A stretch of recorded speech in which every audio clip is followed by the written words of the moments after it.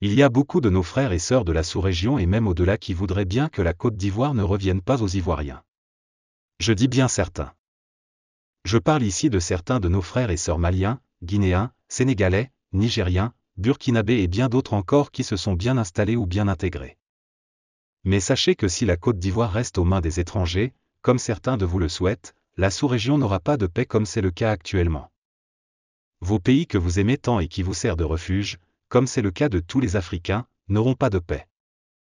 Pour la simple raison que cette Côte d'Ivoire servira de base arrière pour déstabiliser les autres pays qui essayeront de quitter la domination européenne ou américaine. Si vos dirigeants essaient d'imposer quelqu'un d'autre contre la volonté des Ivoiriens, ça sera le désordre garanti et l'impérialiste utilisera cette faille pour s'introduire et prendre le contrôle du pays et nous voilà tous revenus à la case de départ. Alors chers frères et sœurs de la sous-région, aidez-nous plutôt à rétablir la paix en Côte d'Ivoire sans vouloir nous imposer vos choix. Bonjour chers frères et sœurs. Aujourd'hui la météo politique ivoirienne voudrait vous parler de ce piège constitutionnel qui se cache derrière la candidature de Tidjane Thiam. Pour comprendre ce piège constitutionnel, il faut remonter au coup d'État du 24 décembre 1999.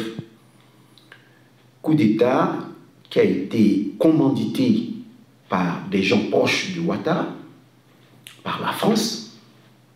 Coup d'État exécuté par le général Guèye, qui va conduire à quoi? Au 24 juillet 2000, nous allons assister tout de suite à un référendum parce qu'il fallait changer notre constitution. C'est à ce référendum que nous allons partir de la première constitution, de la première république, à la seconde république. Et qu'est-ce qui va se passer durant ce référendum? Il y aura beaucoup de choses que les gens vont débattre durant ce référendum, mais le but essentiel, c'était de revoir les critères pour être président de la République en Côte d'Ivoire. Parce que sous le président Bédié, jusqu'au président Bédié, il fallait être de père et de mère ivoiriens pour pouvoir prétendre être président, sinon présenter sa candidature pour être président de la République en Côte d'Ivoire. Et Alassane Ouattara ne va pas être d'accord avec Guèye, parce que Guèye, quand il va faire le coup d'État, il ne va pas remettre le pouvoir à Alassane Ouattara. Nous allons voir le ministre Bala Keïta perdre même la vie au Burkina Faso dans cette histoire. Mais ce que je voudrais que les Ivoiriens comprennent, c'est que l'essentiel de ce coup d'État a porté sur les critères pour être président de la République. De père et de mère ivoiriens, nous sommes passés à une autre option. Et aujourd'hui, nous avons Ouattara qui est arrivé au pouvoir avec l'accord de Pretoria. Comment? En obligeant le président Laurent Gbagbo à utiliser ses pouvoirs exceptionnels pour faire de lui un candidat aux élections de 2010. Donc, comprenez que toute la crise ivoirienne s'articule autour des critères pour être président de la République. Au-delà de tout ce qu'on peut dire, l'essentiel c'est ça. Et voilà que, en 2010, grâce au pouvoir exceptionnel du président de la République, Laurent Gbagbo, Ouattara, à partir de l'accord de Pretoria, va être candidat aux élections de 2010. Mais cet accord prévoyait une seule fois. Il était éligible une seule fois. Parce que c'était une décision exceptionnelle pour ramener la paix en Côte d'Ivoire. Et qu'est-ce qui se passe depuis ce jour? Ouattara ne fait que violer la Constitution. Après 2010, la Cour constitutionnelle a inventé une autre théorie pour que Ouattara se présente comme candidat par dérivation, parce qu'il était éligible en 2010. Donc on dit qu'il était éligible en 2010, il peut être rééligible en 2015. Et là, c'est la candidature par dérivation. Après, nous sommes arrivés en 2020 au cas de force majeure, avec la mort de Ron Coulibaly. Et Ouattara ne fait que forcer. Pourquoi? Parce que il faut que les critères pour qu'on soit président changent. Et si nous élisons aujourd'hui Tidjane Thiam comme président de la République, Tidjane Thiam étant ivoirien de par sa mère, sénégalais de par son père, même si celui-là a pris la nationalité ivoirienne, nous savons qu'il est de nationalité, enfin, d'origine sénégalaise. Il est aussi français. Même si nous considérons que les deux sont ivoiriens, on a la nationalité ivoirienne, le père de Tidjane Thiam et sa mère, la chose la plus importante, ce n'est pas à ce niveau. Parce qu'on veut nous enliser dans un débat politique, un débat ethnique pour nous accuser d'être des xénophobes. Ce n'est pas là le problème. Le problème, c'est que nous avons un franco-ivoirien maintenant qui vient être président de la République de Côte d'Ivoire.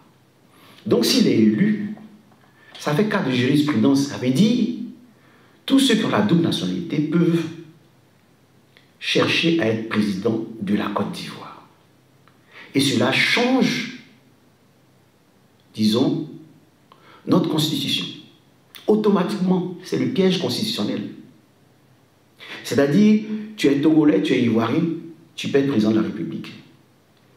Tu es burkinabé, tu es ivoirien, tu peux être président de la République en Côte d'Ivoire.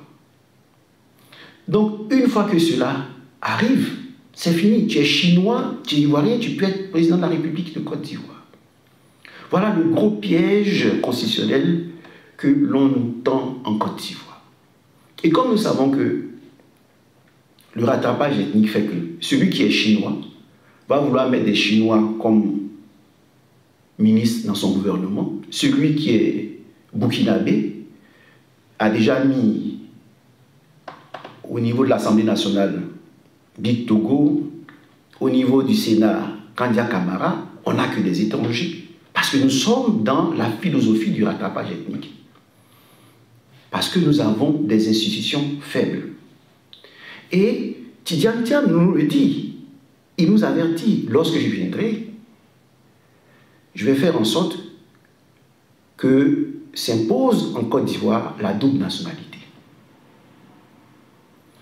Donc ici, il ne s'agit pas de discuter sur la lignée sénégalaise de Tidjane Thiam, dans laquelle veulent nous coincer les partisans de Tidjane Thiam, parce que faire la politique, c'est une sorte de guerre, une guerre psychologique.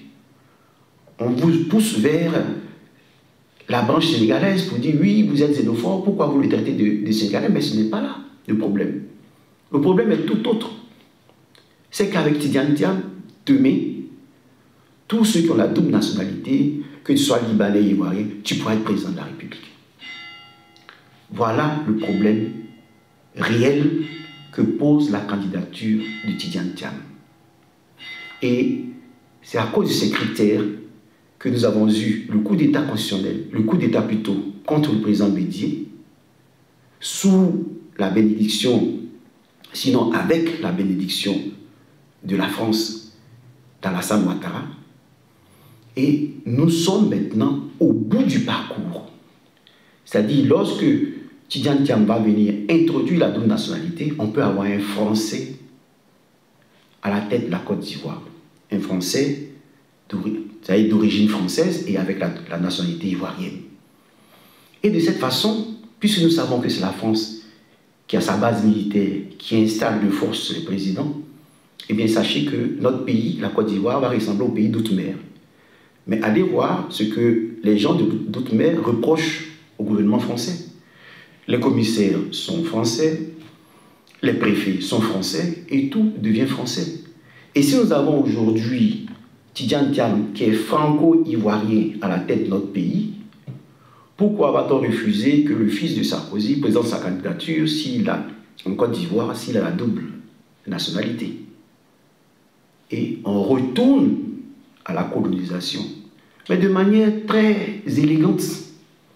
Parce que si la tête est pourrie, tout le corps est pourri. Si la tête est la double nationalité, eh bien la Côte d'Ivoire appartient à tout le monde. Voilà ce que la candidature de Tidjane Thiam nous pose comme piège constitutionnel. Merci.